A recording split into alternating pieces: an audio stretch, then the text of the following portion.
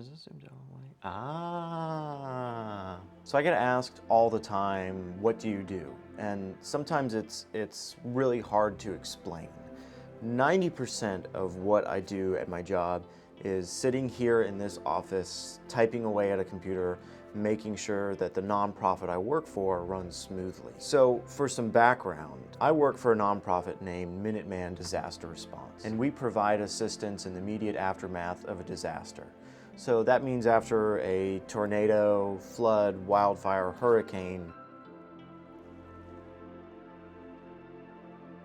That includes just moving branches off of somebody's yard, or using chainsaws to cut down felled trees, or heavy equipment to move debris piles, and so on and so forth. But what do I do? Well, I started out as a volunteer in 2019, and then in 2020 I came on staff. And my official title is, well, I have a name tag.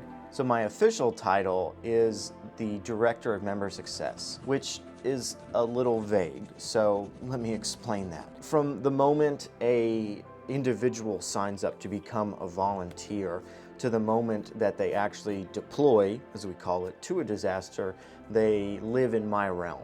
That sounds kind of ominous, they live in my realm. You get what I'm saying though, right? So I help run our website, our contact database, our online training. But at the same time, my professional background is in media and film. So when there is a disaster and my availability works out with the office, I grab my camera and I go to document those disasters. Something I want to point out from the get-go of this video is I love what I do. I love that this organization allows people to be a part of something bigger. It lets people assist those in need. Natural disasters are horrible. They displace people for years to come. They leave damage not just to people's personal items and property, but to city infrastructure and to people's mental health and well-being. The job is a catch-22. We love being able to help people, but to help people, they first have to be in a disaster. When people talk about volunteer work and traveling to a disaster, they normally think about traveling to a different country like Haiti. And there are a lot of disasters in Haiti, and thankfully there are hundreds of thousands of volunteers that travel that distance to go and help those people. But there are also disasters right here in our backyard in the United States. But a lot of the times they get overlooked or forgotten very easily. We live in an age of technology and information that moves so fast. Everything is fighting for your attention. One thing may be popular one day, and then a couple minutes later, you've completely forgotten it. We've moved on to another thing. I'm not here to scold you for not knowing every single different disaster that's happened in the United States. Of course not. But just for an example, last year in 2022, there were $18 billion disasters that struck the US. And this B-roll that you're watching, this is not one of those $18 billion disasters. This is a disaster from Onalaska, Texas, a small, relatively unknown city in Polk County, Texas. There are only 3,020 people living there. And if you go to the city's Wikipedia page, their history section only has 2 entries, and those entries are about tornadoes.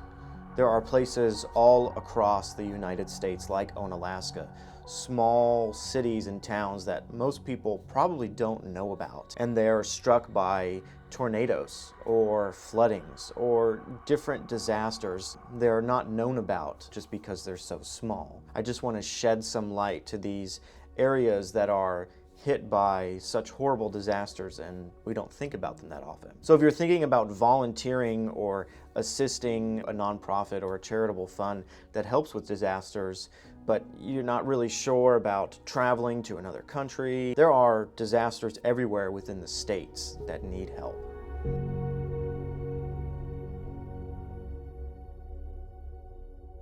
Hey, thanks for watching the video.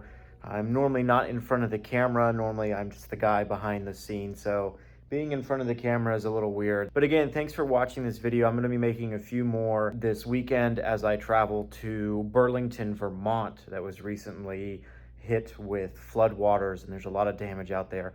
So I'll be documenting my journey out there and really more of what I do in the midst of a disaster and what my work looks like. That way you can see what I do, but you can also see how much need there are in these smaller unknown communities when disaster strikes.